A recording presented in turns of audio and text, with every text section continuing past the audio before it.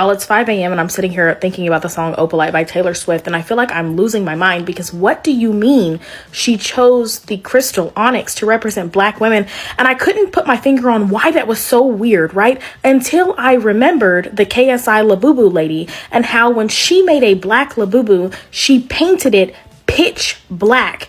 And it's the same thing with Taylor Swift choosing the crystal onyx. It's a pitch black crystal. It feels like blackface, right? Like, why are you using a pitch black crystal to represent Black women? And then she uses opalite, which is this pure white, clean looking crystal, to represent herself. I didn't expect crystal racism in 2025. Like, that wasn't on my bingo card. Taylor Swift knows she's not Travis Kelce's type, and that's what the album gave me. So not only was the album trash and the lyrics were trash, it gave, I'm jealous because I'm not my future husband's type. Taylor Swift has revealed herself to be resentful of Black women, or at least deeply insecure when it comes to comparing herself to Black women. In the song Opalite, Taylor is referencing Travis Kelce's ex-girlfriend, Kayla Nicole. The lyrics of Opalite include, "You were dancing through the lightning strikes, sleepless in the onyx night, but now the sky is opalite." So Taylor is not only using the lyrics in the song to talk about how she is so much better for Travis than his ex-girlfriend is, which is inconsiderate on its face. What did that lady ever do to you? But she is choosing to do that using the imagery of onyx, which is typically black, and opalite, which is typically white. Like a lot, not all, but like a lot of white women, Taylor Swift is obsessed with Black women. And when I say that, I don't mean as like, oh, like a stalker. Her behavior and how she's conducted herself as a white artist over the years shows that. Every single one of Taylor's exes has dated or left her for a Black woman. That's the truth. And we can take this way back when Kanye called her out and basically said Beyonce is better than Taylor because she is. But Kanye was saying that the industry was kind of racist because all the whatchamacallits, that Album of the Year awards and stuff like that Taylor was getting, Beyonce should have been getting. He couldn't stand the fact that it was true. So if a Black woman or a person of color is telling you that something is racist, something is microaggressive, something is not sitting with them the right way, that is not the time for you as a white person to open your mouth and say, actually, no.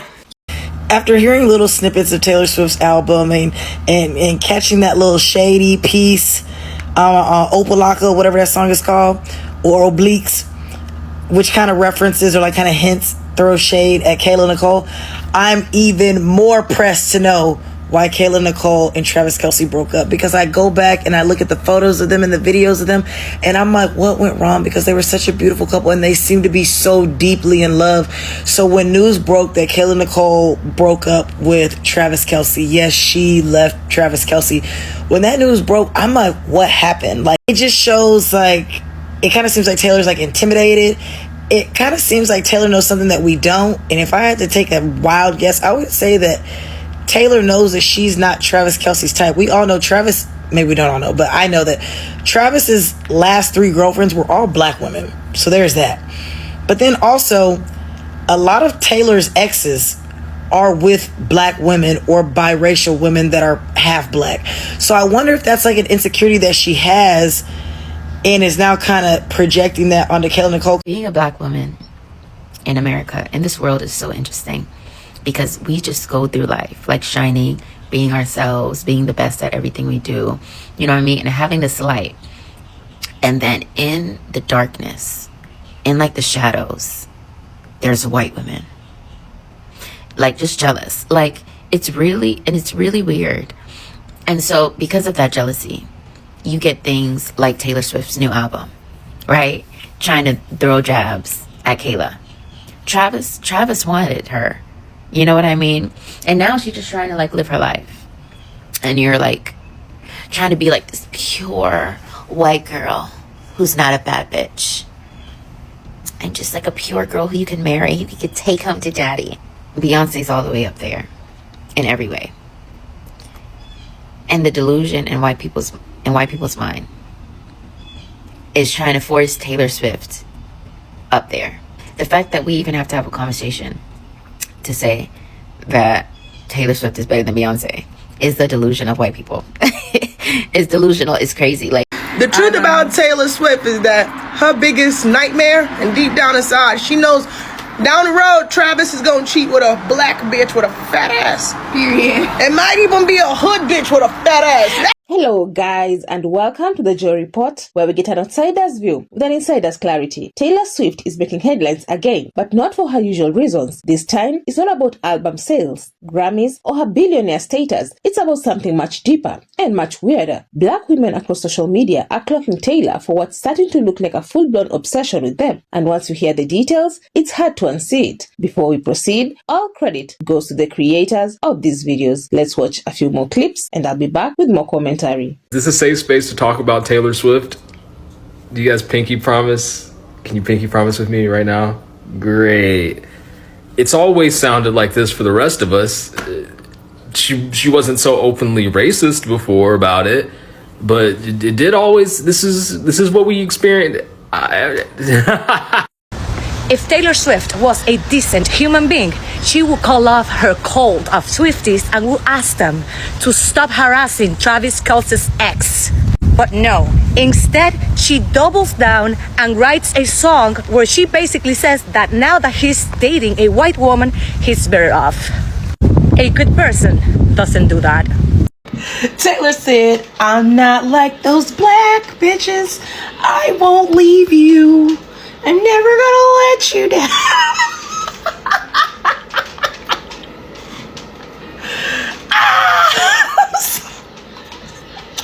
She really said, I'm not like those black bitches, okay? I won't leave you. I'll be there for you. Just don't embarrass me, okay? This is the face of someone that has been vindicated. This is the face of someone that is always on the right side of history. Because I have been very loud and proud, okay? Proud about my hate for that mediocre white woman. I make sure that I take every opportunity to whack her across her white cranium. My oh my though, how the tables have turned.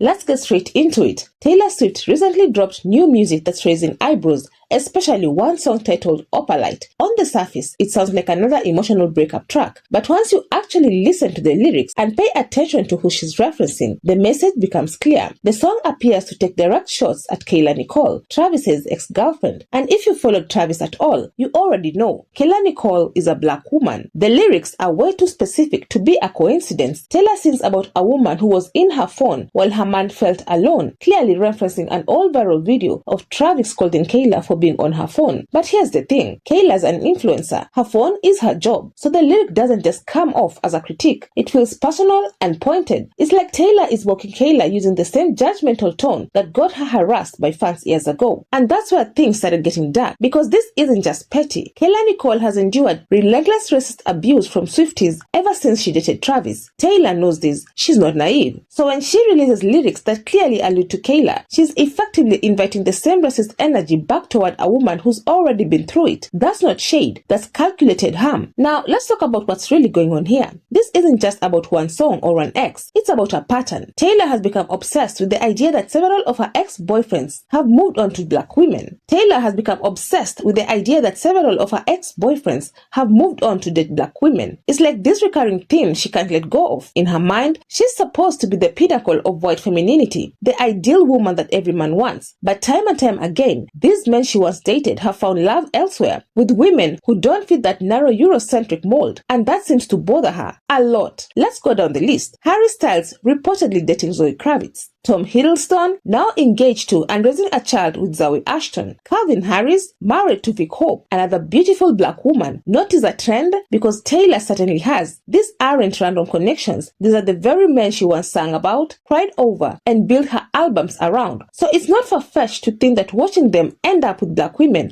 might sting her ego a bit. And then came Travis. To Taylor, this relationship wasn't just love, it was conquest. It was her chance to break the pattern, to prove that she could win over a man who had historically dated black women and somehow make that mean something. In her mind, securing Travis meant reclaiming her image as the one they always come back to. It's weirdly competitive, like she needed to rewrite the narrative that had haunted her since her exes moved on. And that's why so many black women online are calling this album Pick Me Racism, because that's exactly what it feels like. This weird, performative attempt to frame herself as different and better than the black women who came before her. She's not just romanticizing her relationship with Travis, she's defining it against the black women who dated him before. And that's where it crosses the line. attention. What's even worse is that Taylor knows the power she holds. She's not some clueless pop star stumbling through controversy. She's one of the most calculated, strategic figures in music today. Every lyric, every symbol, every PR move, it's all planned. So when she decides to reference Kayla Nicole, knowing full well the kind of racist vitriol that Kayla's already faced, that's not coincidence, that's intent. And that's why so many people are uncomfortable, because this isn't just about celebrity gossip. It's about how white women in power weaponize their image and their audiences against black women, then hide behind feminism when called out. It's textbook white feminism, pretending to stand for equality while reinforcing the same racial hierarchies that hurt women of color. Kayla Nicole really must have broke Travis Kelce's heart, because the fact that he sit up there and pillow talk with Taylor Swift about black women, and Taylor Swift was comfortable enough to make this song Opalite, his feelings is hurt big time. Swift is defending Taylor and helping either. They're doing exactly what she's done for years, protecting her from accountability while dismissing black women's valid criticism. It's the same pattern over and over again. Whenever Taylor crosses the line, her fans rush in to silence anyone who points it out, especially if that person is black. And that silence, that refusal to engage critically, is part of the problem. Because let's be real, Taylor Swift doesn't exist in a vacuum. She represents a certain kind of white womanhood that's always been glorified, always been protected. The idea that she's the innocent victim no matter what happens, that's the same privilege that shields her from the consequences of her behavior. Meanwhile, black women like Kayla Nicole get dragged, harassed, and blamed simply for existing. At the end of the day, Taylor's obsession with black women isn't just strange, it's revealing. It exposes the insecurities that lie beneath all the blonde hair and fairy tale love songs. Because when you strip away the glitter, what's left is a woman who can't understand why her version of perfect isn't enough. Why the men she loved found something real, something powerful, with women she was taught to believe she was superior to. And that, more than anything, is what fuels her obsession. So maybe this album isn't a love story at all. Maybe it's a mirror, showing us how white femininity still defines itself by comparison, how it still seeks validation through dominance, and how it still turns black women into symbols rather than people. But the truth is, black women see it. They've clocked it, and they're not letting it slide. Because at some point, even billionaires have to be reminded, obsession isn't admiration, it's insecurity. And no matter how many chart-topping albums Taylor Swift releases, she can't rewrite that truth. The Swifties think everything Kayla Nicole does is for Travis, and they don't realize that white men like him are a dime a dozen. Throw a stone at any of your local bar, you will find a Travis Kelce. So what do you all think? Is this just Taylor being petty about her exes? Or is it something deeper about how white women like her still view black women as competition rather than equals?